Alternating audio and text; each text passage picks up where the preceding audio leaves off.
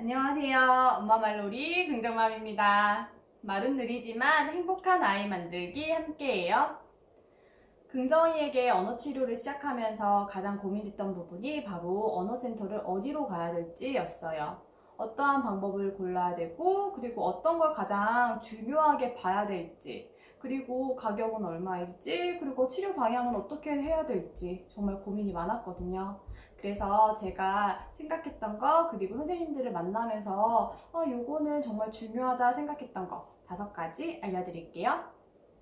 자, 우선 여기서 가장 중요한 건 당연히 선생님이겠죠. 아무리 다른 거 원장님도 마음에 안 들고 시설도 마음에 안 들고 놀잇감들도 마음에 안 들어도 선생님이 좋으면 이 모든 건 다 커버가 되더라고요. 첫 번째, 언어센터 가기 전에 병원부터 가기입니다. 왜 갑자기 병원 이야기지? 라고 하실 수 있는데요. 언어치료센터는 절대 진단하는 곳이 아니에요.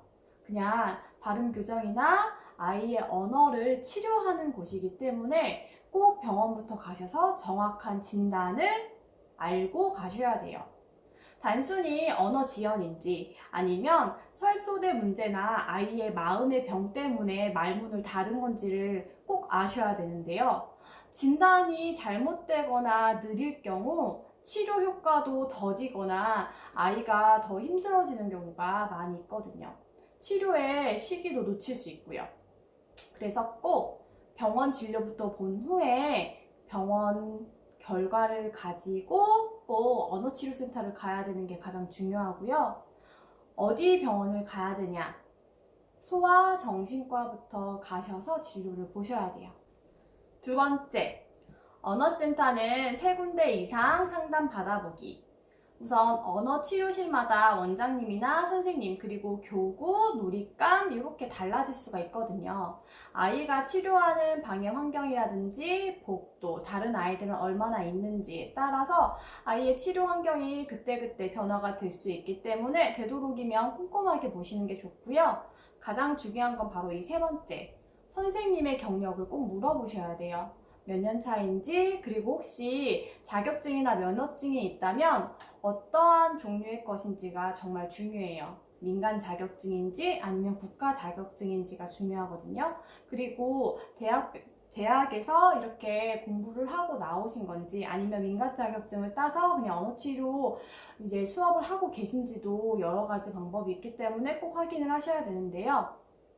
저희 긍정이 반 같은 경우는 선생님 방 바로 앞에 이렇게 면허증이 붙어져 있어요. 그래서 자격증도 꼭 확인을 하셔야 되고요. 자격증도 국가 자격증인지 민간 자격증인지 확인을 하실 때 보건복지부나 한국산업인력공단 그리고 여성가족부 이런 단어가 들어간다면 이거는 국가 자격증이니까 확인을 해주시면 될 것 같고요. 4번째, 꼭 언어센터가 아니어도 돼요.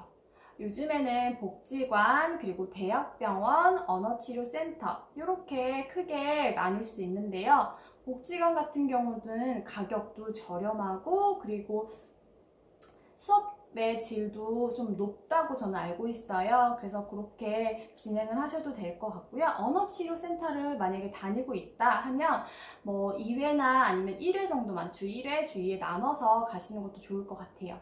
그리고 3번째, 병원 같은 경우는 실비 청구를 할 수 있는 경우가 있거든요. 실비를 청구하게 되면 새로 보험을 가입을 할 때 꼭 5년 이내의 것은 고지를 하게 돼 있기 때문에 보험 들 때 참고하시면 될 것 같고요.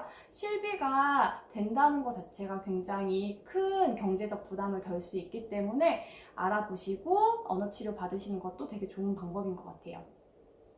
5번째는 언어치료를 시작했다면, 선생님을 선택했다면 꼭 3회 이상 받아보셔야 돼요.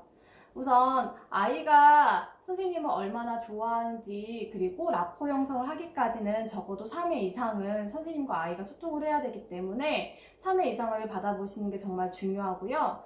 선생님이 아이를 얼마나 좋아하는지 그리고 선생님은 아이를 제대로 파악하고 있는지도 꼼꼼하게 따져보시는 것도 중요할 것 같아요. 그리고 가끔 언어 치료를 얼만큼 받아야 하나요? 이런 것도 선생님한테 많이 물어보시긴 하는데요. 긍정이의 경우는 말이 트이고 언어치료를 시작했는데 1년에서 1년 반 정도 언어치료사 선생님께서 진행할 예정이라고 얘기를 해주셨고, 만약에 말문이 트이지 않았다면 2년에서 길면 3, 4년까지도 언어치료를 진행해야 되는 경우도 있어요.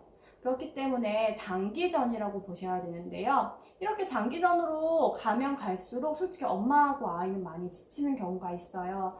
아이가 왜 나는 이렇게 언어치료센터를 가야 돼? 라고 얘기할 때마다 친구들은 말을 잘하지만 우리 긍정이는 아직 말이 잘 안 되잖아. 학원에 가는 거야. 그림을 못 그리면 학원에 가듯이 말 연습하러 학원에 가는 거니까 너무 속상해하지 마. 친구들도 미술학원이나 피아노 학원 같은 곳에 가게 되잖아. 긍정이도 꼭 그런 비슷한 거야 라고 제가 설명을 하기도 하고요. 그리고 이게 선생님하고의 호흡이 되게 중요하기 때문에 되도록이면 꼭 좀 긴 텀을 떼고 가시는 것보다 그냥 지속적으로 꼭 일주일에 2회 정해놓고 가시는 게 정말 중요해요. 꼭 세미나나 아니면 아이가 아파서 못 가는 경우 제외를 하고는 꼭 제 날짜에 가시는 게 좋고요. 그리고 저는 긍정의 언어 치료를 시작하면서 많은 친구들을 봤어요. 말이 정말 늘지 않는 친구도 봤었고, 말이 갑자기 느는 친구도 봤었는데요. 얼마나 엄마가 지속적으로 아이를 믿고 기다려주느냐도 중요한 것 같아요. 아이는 부모의 거울이다. 우리 행복한 육아 하기로 해요. 구독, 좋아요는 큰 힘이 됩니다. 감사합니다.